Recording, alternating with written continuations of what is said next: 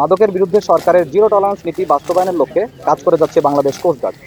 এরই ধারাবাহিকতায় গত ২৭ ফেব্রুয়ারি ২০২৫ তারিখ হতে ১৬ এপ্রিল ২০২৫ তারিখ পর্যন্ত কোস্টগার্ড পূর্বজন অধীনস্থ BCG station Cox's Bazar, Kutubdia, Teknaf, Saint Martin ও আউটপোস্ট শাহপরী কর্তৃক সমুদ্র উপকূল হতে কোস্টগার্ডের একক এবং র্যাবের সাথে মোট ১২টি যৌথ মাদক বিরোধী অভিযানে মোট ৪৫,৪৭,৪৭,০০০ টাকা মূল্যের ৯,৬,৪০০ পিস ইয়াবা ও ৬০ কেজি ৪০০ গ্রাম গাঁজা জব্দ করা হয়। জব্দকৃত ইয়াবা ও গাঁজার আইনানুগ ব্যবস্থা গ্রহণের জন্য সংশ্লিষ্ট থানায় মামলা ও জিডি করা হয় এবং আলামত হিসেবে ৯৮০ পিস ইয়াবা ও ১৭৫ গ্রাম গাঁজা থানায় জমা দেওয়া হয়।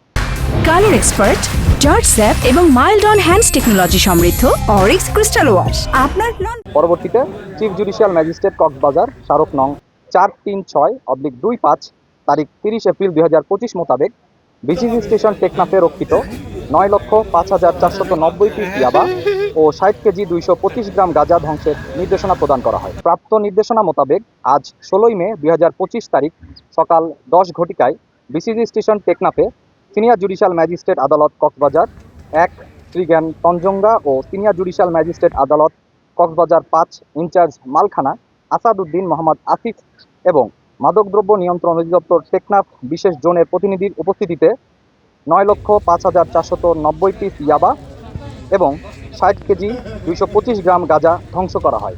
উক্ত কর্মকাণ্ডে যৌথ অভিযানে অংশগ্রহণকারী র্যাব সদস্যবৃন্দ অংশগ্রহণ করেন।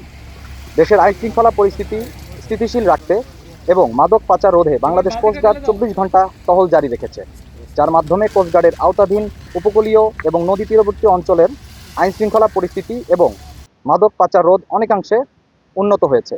মাদক পাচার রোধকল্পে কোস্টগার্ডের এরূপ অভিযান ভবিষ্যতেও অব্যাহত থাকবে।